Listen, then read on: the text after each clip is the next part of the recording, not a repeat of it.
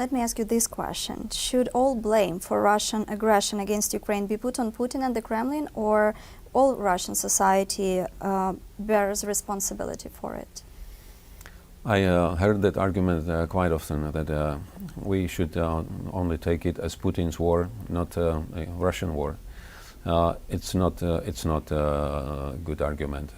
When we look at support that President Putin enjoys among Russian population, when we see how many people are supporting the war, how many people are even calling for extending the war on other countries, we have to call it Russian war.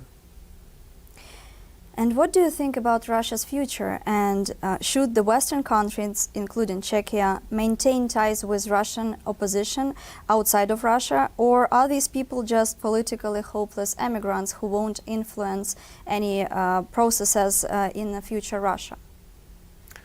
When we look at current Russia, not all the people are happy with the regime. Even though support of Vladimir Putin and the war runs up to 75, 80%, then what about those remaining 20 or more percent?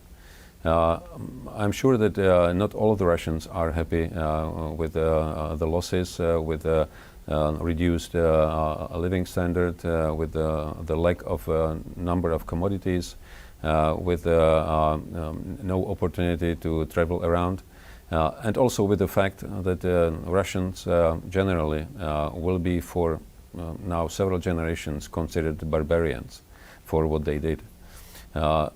So there is always a chance to find people in Russia who will be able to communicate, who will be a hope for Russia to change.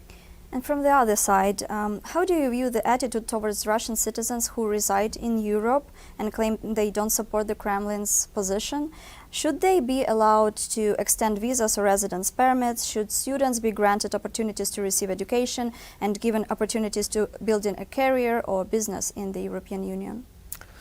I believe that as in the case of a number of war conflicts in the past, when there is an ongoing war, the security measures related to Russian nationals should be stricter than in normal times. So all Russians living in Western countries should be monitored much more than in the past, because they are citizens of a nation that leads an aggressive war.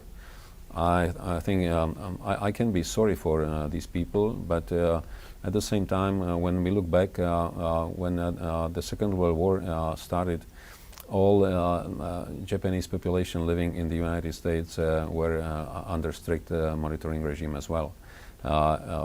That's simply cost of war. When you say monitoring, what exactly do you mean by that? I mean, being under the scrutiny of security services. That's why it's right to keep assisting. Thank you, Mr. President. Thank you very much.